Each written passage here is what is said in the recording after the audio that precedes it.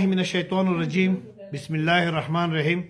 ټول افغانانو خویندو ورونو ته د مینې او محبت او د خلوص ډک ډک سلامونه او ټول ته یو سور عسکري سلام. امید لرم چې ټول به روغ جوړ او د صحت په جامه وپټ وي.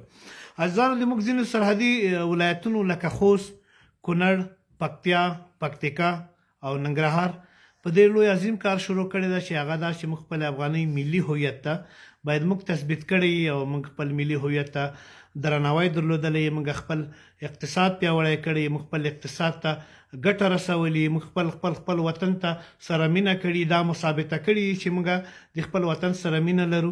نو راځئ ورونو په دې لوی عظیم کمپاین کې ونډه واخلو.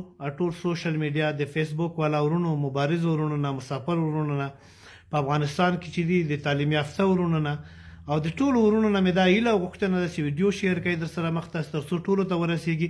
عزیزانو دا ډیره بده خبره ده، والله چې دا موږ ته قسم په خدای ده چې بیخي د پیغور ډیره ډیره ډیره ډیره یعنې څه ووایم، زیاتره مکالمې او کلمې نشم استعمالولی. بده خبره ده، ځان راته بد ښکاري. نو تاسو یو افغانۍ، یو زرګون افغانۍ جوب کې واچو، یقین وکړئ که درنه یا په پاکستان کې څوک واخلي، یا درنه په ایران کې څوک واخلي، یا درنه په امریکا کې څوک واخلي، یا درنه په بل دولت کې څوک واخلي. نو ښه خبره دغه ده چې موږ په افغانستان کې خپل افغانۍ ملي هویت ده، باید خپل ملي هویت ته درناوی وکړو.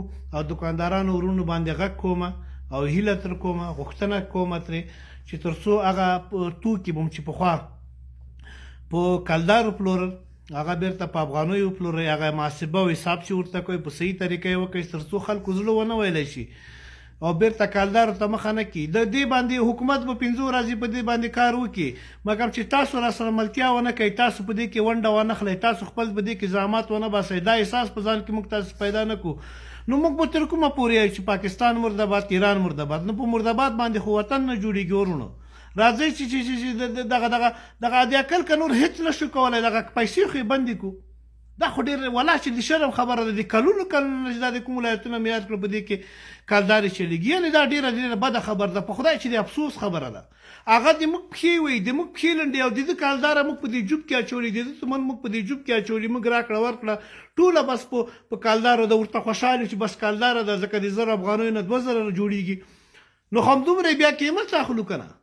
نو دې څه تفاوت ده؟ په دې کې څه بده ده؟ خپل اقتصاد پیاوړی کړئ، خپل پرېږدئ دغه همسایه ته خو د عقل که نور نشو کوئ، دغه اقتصادي ضربه خو ورکئ. په دې دا خو څه عادي خبره نه ده ورونو. په دې دا په اقتصاد باندې، د پاکستان په اقتصاد باندې ډېر سخت تاثیر کوي، د ایران په اقتصاد باندې ډېر سخت تاثیر کوي. خپل افغانۍ راکړه ورکړه کوئ، په خپل افغانیو باندې اختر. په دې کې څه بده خبره ده؟ خپل افغانۍ ملي هویت مو ده، خپل ملي هویت ته قدر کول پکار دي، خپل افغانانو په پیسو سره مینه کول پکار دي. نو راځئ، هیله مې ده، غوښتنه مې ده، ټول د ما نه شروع تر ټولو پورې راځئ دا راکړه ورکړه ټوله په افغانیو کړو. یو اقتصادي ضربه خو د عقل ورکړو، دا خو کولی شو که نه. که ټوپک نه شو ویشتلی، بله نه شئ کولی، دغه عام خلکو ته دا خو کولی شئ که نه چې دا خپله راکړه ورکړه په افغانیو کوي، دا هم نه شئ کولی. نو پولیس خو داسې نه شي کولی چې یو ښار ته 10 لکه خلک راځي او 10 لکه ټول د تلاشي کړي، یا په یو ښار کې 15 لکه دوکانه ده، 15 لکه دوکاندار باندې د پولیس ودرېږي چې تاسو راکړه ورکړه په شی نه درېږي. دا امکان نه لري. دا احساس باید موږ تاسو خپله ځان کې پیدا کړو. دا څه معنا لري؟ د عقل دومره خو باید کولی شو که نه چې خپله راکړه ورکړه په افغانیو کړو. دا خو کولی شو که نه. نو والله چې د شرم ځای ده، د افسوس ځای ده. د کلونو نه موږ تومن کارو، د کلونو نه موږ کالداره کارو. دا څه معنا لري؟ امید مې ده چې دا ویډیو در سره شریکه کړئ او خفه هم نه شئ ورونو. السلام علیکم ورحمت الله وبرکاته.